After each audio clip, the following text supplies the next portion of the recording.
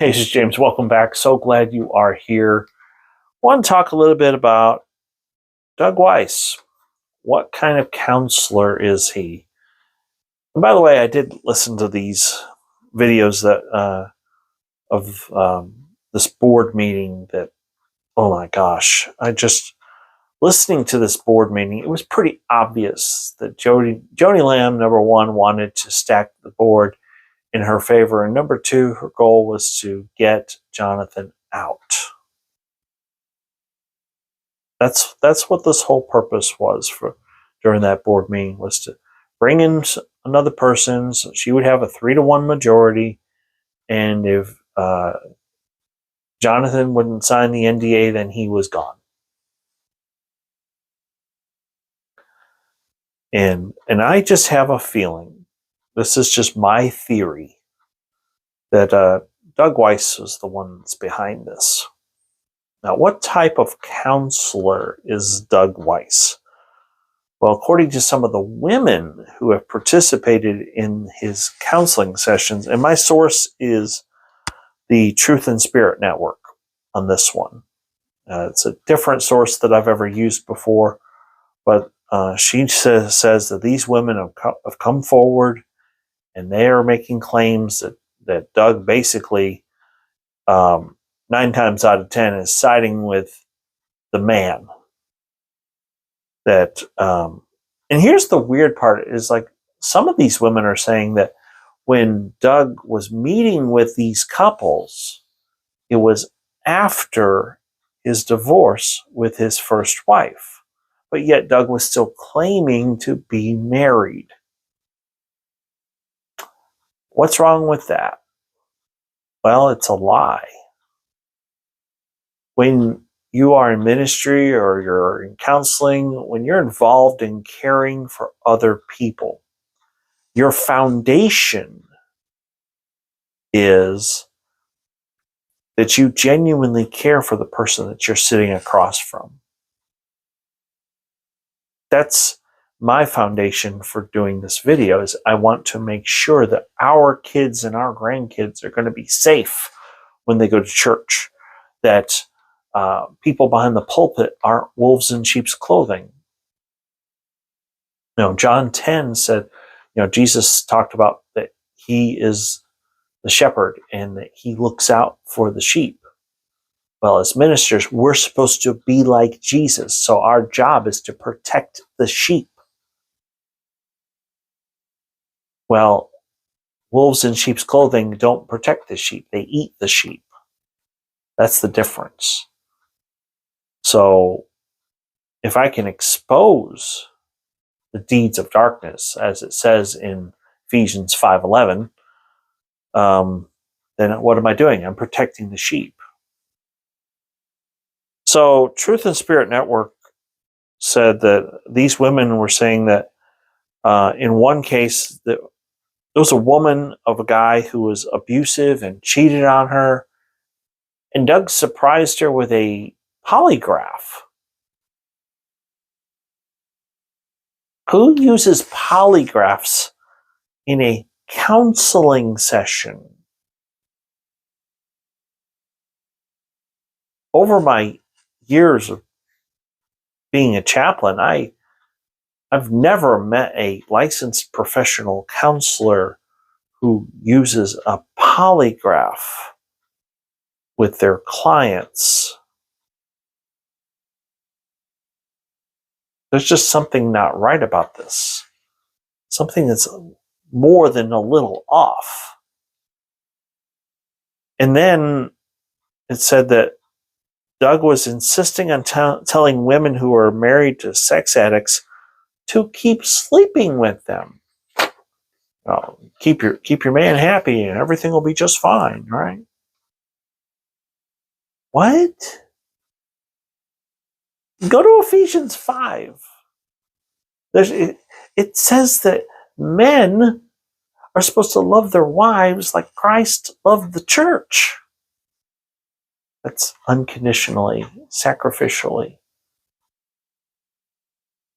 Guys, if a woman doesn't feel safe, if she doesn't feel loved, she's not going to want to be intimate with you. And by the way, real men don't force themselves on others. Period.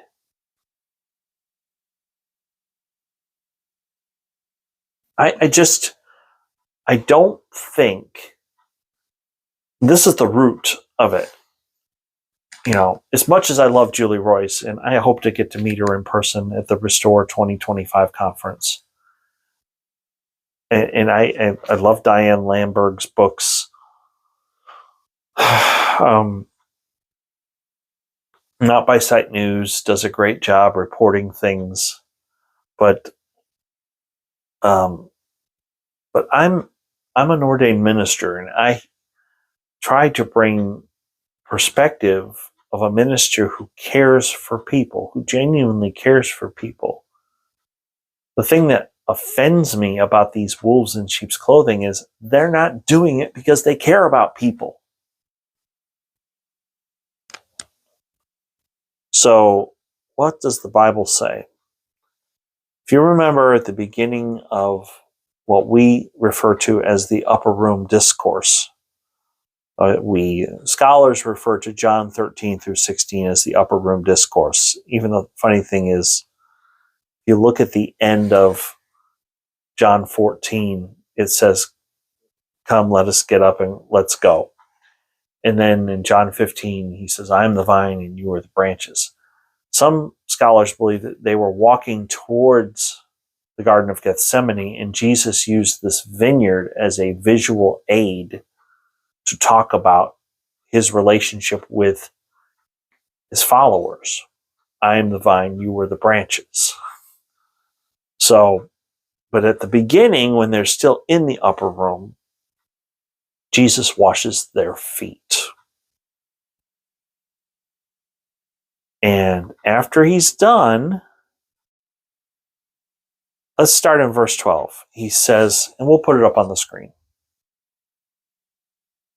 So when Jesus had washed their feet, put his outer clothing back on, he took his place at the table again and said to them, "Do you understand what I have done for you? You call me teacher and Lord, and do so correctly, for that is what I am. If I, then, your Lord and teacher, have washed your feet, you too ought to wash one another's feet. For I have given you an example. You should do just as I have done for you. I tell you the solemn truth. The slave is not greater than his master, nor the one who sent as a messenger greater than the one who sent him. If you understand these things, you will be blessed if you do them." So I just have a simple question. What ministry are you doing, Joni Lamb, Doug Weiss? What are you doing to be a blessing to other people? What are you doing to help other people? What are you doing to serve people? You're not. It's all about protecting Daystar. It's all about protecting this empire that has been built. It's all about keeping the machine going. When your job, as it says in Ephesians 4, is to build up the body of Christ and encourage Christians to be more like Jesus and encourage Christians to serve one another and to love one another and care for one another. Joni, you had one job more than anything else. As a mom, as a grandmother, your job is to protect your family. And your daughter-in-law allegedly was abused in the Daystar building by some silly chiropractor guy. And then your granddaughter allegedly experienced abuse at the hands of another family member, and you did nothing to protect her. It's wrong. Anyway, if you can't see the difference, I mean, go back and look at Dr. Michael Brown's apology That, to me, was humble. It was sincere. Wasn't perfect, but it was far more humble than. And then go back and listen to Joni Lamb and during this board meeting, and the way she was talking to her own son. That wasn't humble. You weren't trying to serve him.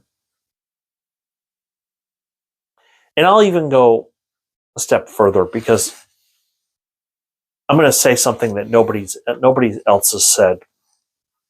And if you stuck through the video, I think you'll be glad you did. Because this situation reminds me a lot of what happened in Tulsa. Yes, I have connections within the charismatic community. And I know what happened to Billy Joe Doherty. A very wise minister told me. See, Billy Joe Doherty loved the people of Russia. And he loved to go there, and he loved to preach the gospel, even though his church was in Tulsa, right across the street from ORU. I've been to Victory Church. And because of his intense schedule, I mean, he was flying to Russia once a month.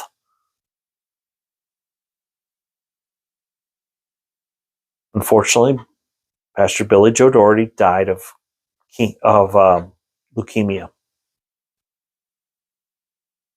And for a while, his wife, Sharon Doherty, had to be the senior pastor of Victory Church. That's a pretty big church. I mean, the sanctuary holds 5,000 people. She had to do it because her son, Paul, wasn't ready yet. But eventually he became ready, got his MDiv across the street at ORU. He got his degree. And I just think it's really cool, because it's not 80 some hours of graduate work. That's not easy. I don't care what anybody says. It's more than just a piece of paper, okay? Anybody tells you that's just a piece of paper doesn't know what they're talking about. I have an MDiv. It's 87 hours of graduate work. It took a lot. That was a lot of hard work. And I only have it by the grace of God. What happened at Daystar should be the same thing. And if, for some crazy reason, if Joni Lamb actually sees this, I think this is what you need to do. You should run Daystar for a little bit. You should bring Jonathan back into the fold and say, I'm sorry. I'm sorry I didn't believe you. I'm sorry I didn't believe your wife when she said she was attacked by this weirdo chiropractor. We'll do a third-party investigation and find out who actually hurt your daughter, my granddaughter. And we're going to get to the bottom of it. And in a little while, I'm going to step down and you're going to take over. Joni's biggest mistake, more than anything else, is number one, she doesn't have the servant's heart. And number two, she's playing favorites. It's very obvious if you watch all of the three of her kids, that Rachel Lamb Brown is more like her mom than the other two, personality-wise. And I can speak on this because I have 3 daughters. But I made a promise early on that I was going to love each of them the same. Their personalities are very different. but God knit them together in their mother's womb. And you have as a parent, you have no idea what your kid's going to be like until they're born and they start growing up, and you can start to see this bubbling personality come out of them. Regardless of how much they're like you or not like you, or they may like things that you completely don't like. God put that child in your life, and it's your job to love them and care for them and protect them. And when someone marries into your family, you protect them too. Joni failed to protect Susie Lamb. Joni failed to protect her granddaughter. But there is a way to make it right. And I would suggest to Daystar, the way to make this right is to follow the example of what they did at Victory Church. You don't have to reinvent the wheel, Joni. Simply look at Sharon Doherty's example. And I will tell you that Sharon Doherty is a godly woman. The day that I was ordained, Sharon couldn't come to the church in Stillwater where I got ordained. But we went to Tulsa that night because they do a Saturday 5 o'clock. I would call it after. They do a Saturday afternoon service. And I already had contacted the office and asked, would Pastor Sharon pray for me? And she was involved in this play that they had during the service. When the service was over, I walked up front. Sharon come out of the back. She was out of her she was in normal clothes, and she came up and I said, "Hi, Pastor Sharon. I'm James White. I'm the one that contacted your assistant." And she said, "Oh, yes. Let me talk to somebody else. I'll be right back." And she went and talked to this other person, and she came over, and I knelt down, and she put her hand on my head, and she prayed over me. That's the kind of stuff pastors do. They serve people. They pray for people. They love people. I don't see any of that going on. Maybe you're like that in private. Maybe. But Joni, if you really want to know what to do, give Sharon Doherty a phone call. Talk to her about your experiences. Because I guarantee you, you may not want to listen to what I have to say. But if you call Sharon Doherty, she'll tell you the truth. She'll tell you, if I heard that my daughter-in-law had been attacked in my building, I would have thrown that creep in jail. I'm just telling you, that's what she's going to say. And if Sharon Doherty had found out that one of her grandkids got molested or mistreated, as Blind Christian Guy says, she wouldn't be very happy. I'm sorry this video went so long, but I had a lot of material I wanted to share with you. But I'm challenging Joni Lamb. Get a hold of Sharon Doherty. Talk to her about your situation, because I think your situation, your husband passing away, is a lot similar to what happened to Pastor Billy Joe up in Tulsa. And you might learn something from her. So thanks for watching. Thank you so much for being a part of this channel and this community. I'll see you tomorrow.